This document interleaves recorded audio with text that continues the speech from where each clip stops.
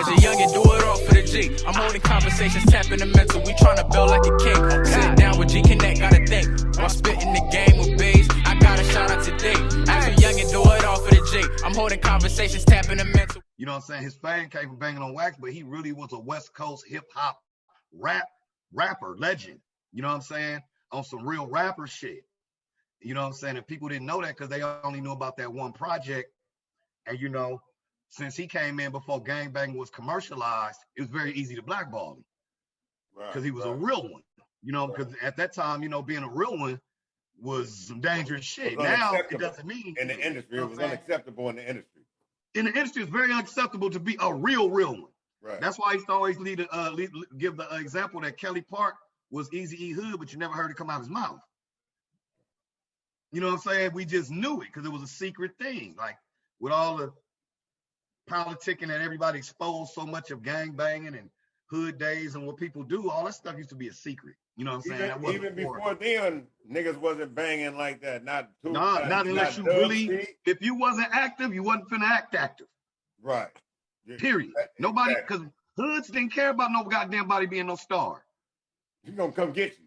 Yeah, they didn't care about you being famous and making the hood worldwide. It wasn't about that. It was a secret thing of us protecting the community, but that's another thing.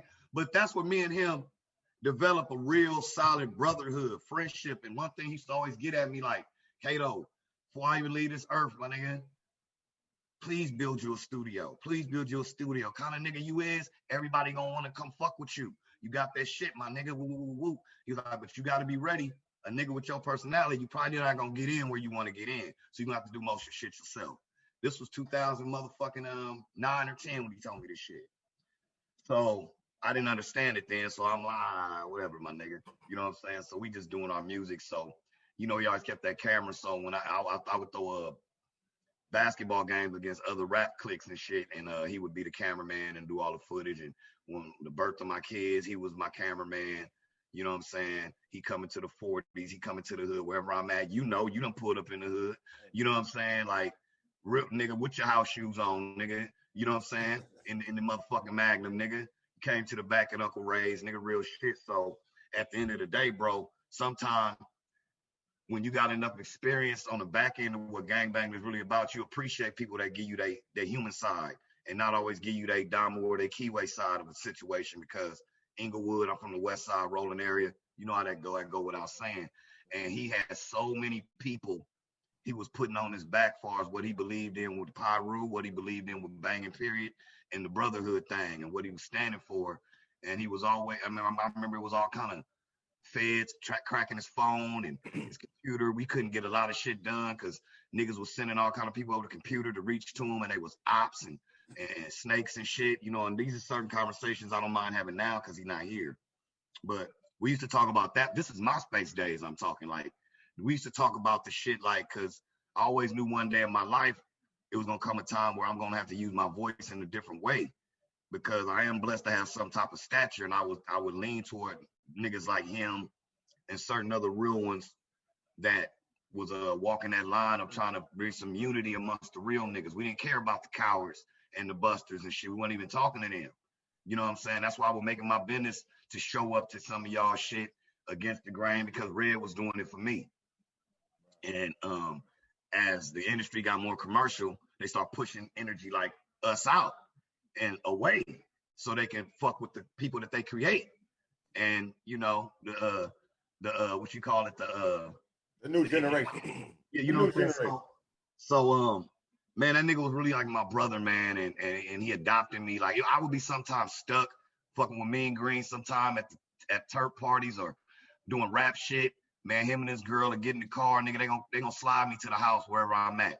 I gotta have the kids with me. You know what I'm saying? He coming to get cousin, where you at? I'm coming to pick you up. I talked to him on the 19th. You know, he hit me out the blue checking on me, bro. You know what I'm saying? And that shit just, you be selfish to want him here an extra day because of how he passed, being in pain. You know what I'm saying? And that type of, like my homie Stone, rest in peace, Stone and Connect and Mean Green. All my 3 Damo hip hop brothers died within a year of each other, and they all died of cancer, bro. And these is all dudes that gave me the human side of him. You know, the neighborhood I'm from, you walk a thin line having having Damu friends that close and you willing to, you know what I'm saying? But when you're a man, you understand what's about being a man. You understand what's about being a human. You understand I'd rather hang with a real ass op than a bitch ass ally or member. You know what I'm saying? Right. I feel you. So, you know what I'm saying? We didn't have situations where we had to save each other's lives because people respected us as individuals to know that, well, damn, if he done developed a friendship with this nigga, gotta be something about this nigga because that nigga's solid. His solid shit, him and Squeak Roo, they solid shit can leak on because they always remain the same and never treated you different on whatever level, man. You know what I'm saying? I just was talking to Squeak Thursday when we, you know what I'm saying, and stuff like that, because, you know, we rock like that. So, man, that shit was hurtful as fuck. And I don't like people to really get so caught up in the man being a blood and understanding he was a soldier and a rider for the South Central shit and this Los Angeles shit. And he was wanted to make sure the out-of-towners knew the real history behind Pyru, Damu, the West Coast culture, all that shit. He was very serious about people knowing the history of why we do this over here, not so much what we over here doing. You know what I'm saying? And I would watch him talk to Chicago niggas and Detroit and all niggas from all over the place. You know what I'm saying? And explain. Nice conversation with him. And yeah. And he cared about that shit, man. And it made you want to get history on yourself from your hood so you can make sure you spitting the right message. That's how he inspired me. You know, I was sometimes be chilling with my homies in the park. I'm like, oh, my nigga Red Ron. They like, all right, my nigga, we all right, though. We know what you're talking about, but he just was that respected nigga. You know what I'm saying? Because whatever he was in the 80s and the 90s, he stayed that shit until his last days, my nigga. And then when you appreciate realness when you done been having to live through all this fakeness, man. And Bronco can attest to this and a lot of niggas, man. And that nigga had bars while y'all out there playing. I was playing the interview. Me and Brandy Kane was the first people to put him and Sinlock on the couch together since 1993. They never in life did an interview together. So opposed to making history with him with Rep Yourself, I made history with him by bringing, and everybody don't know Sinlock is the one on the Banging on Wax who wore the Freddy Krueger mask. Right. You didn't see who he was. A lot of people need to know who that is. I tried to get him on the call, but maybe I'm gonna have him tap in with you because that was such a emotional moment for both of them, man. And just like if you look at the interview, like he like, nigga, Sinlock was the security for the whole Banging on Wax crew. You know what I'm saying? And for them to never have been around each other since then, and it was provided by Brandy Kane and myself when we had Cardiac Radio. That's 3 stages of history I could say I share with this brother, indirectly and directly. Right. So, man, I'm just honored to have known him as a person, how much he loved his kids, how much he loved his dog, how much he loved his footage. He loved his dog like a motherfucker. He was a breeder. He breeded the shit out of his own dog. How much he was so respected that the brothers, and he's not from Bounty Hunter, for them Bounty Hunters to give me and Buck a pass, because that was the pass. You busy? Straight up. Because of the love and the respect they got for what they know this man is doing. That's deeper, because they them niggas, come on, we ain't nothing but stripes coming up in there. Nigga, some little homie will be that nigga. You know what I'm saying? Right. Some little nigga will be that nigga fucking around. You know what I'm saying? So that just lets you know that a lot of people out of town, people don't know gangbangers and gang banging ain't what y'all think. It's more humanity involved in this than y'all think. But y'all looking at movies outside looking in and radios and songs and shit, and y'all thinking it's about that. It's all inner workings of this shit. And it's just, you got to be here to know it. It's not for me to explain it to y'all. It's not for me to have a blog educating y'all on this shit, because this is our shit, our culture. LA nigga ain't never asked a New York nigga to help him freestyle. I'm not going to teach you how to crip and blood, because that's not y'all shit. Hey. Oh, man. That's not my responsibility. My little brother wanted to be from the hood, and I denounced it. Homie's like, why are you doing that? I said, for one, my job is not to guide my brother into this, because I made a decision. I wasn't peer pressured or none of that shit. Right. So I don't want him to think, oh, you got other options. Now he went off and did his own thing, but he did it on his own recognizance, his own OR.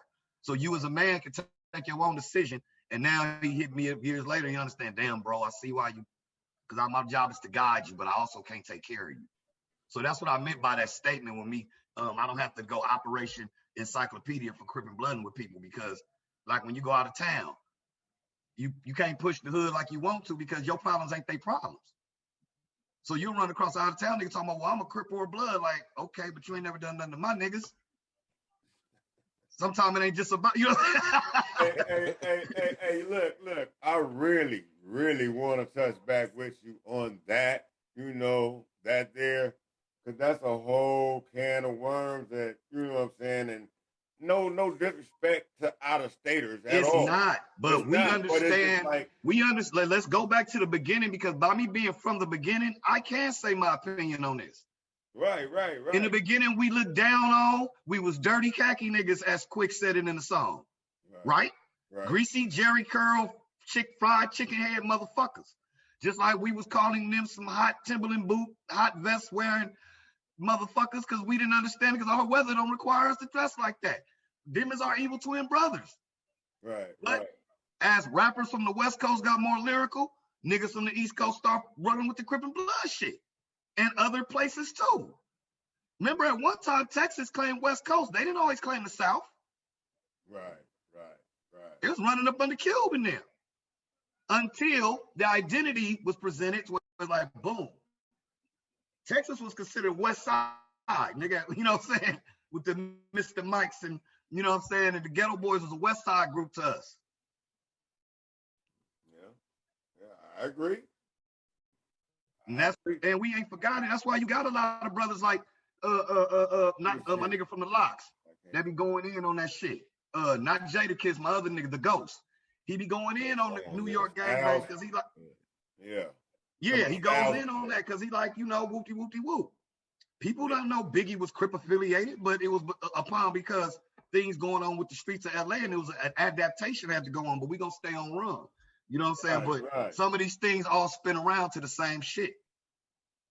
Niggas don't know that Red Rum and Corrupt used to rap together because they cousins and they raised Slink Capone, you know what I'm saying, over there, you know what I'm saying, in Hawthorne and on the West Side. Man, niggas is talented niggas. He was talented as rapper first. You feel me? You know, so give him his rap credit and his culture changing credit. Because by him moving the way he moved, a lot of Damus was safe to say, well, I deal with my Crip homie on this one. I deal with, you know what I'm saying? He opened a lot of doors. Homie on this one. Yeah. We help us get outside the box. Because if you're looking at the nigga from Banging on Wax can go outside the box, then why you can't? Right. Or you scared, nigga. Or was you even belonging in the box in the first place? Were you even supposed to be in the box? Right. That's why when you get outside the box, you feel like an outsider because your ass wasn't supposed to be in the first motherfucking place. He's out here playing, sugar dicking. Sugar dicking, damn it! I ain't heard that one before. You know I'm gonna bring it on the Gconnet, man, where real motherfucking generations have real conversations, man. You know I'm gonna give you a punchline. Man, I appreciate it, man, because I got one. Niggas be nigging. I got that one for somebody. You know what I'm saying? Niggas do be nigging. You know, so. A lot of these niggas is Kyrie Irving, man. They rattle around the rim, hoping it go in. He ain't done shit since that rattle rim. Load management. Some of y'all niggas street credibility need to be load managed. Man, where is this nigga? Learn some engineering and learn some dope shit. Stop holding on to the lie, my nigga. With D and G2Bs, a generation conversation. If you ain't got the patience, get on.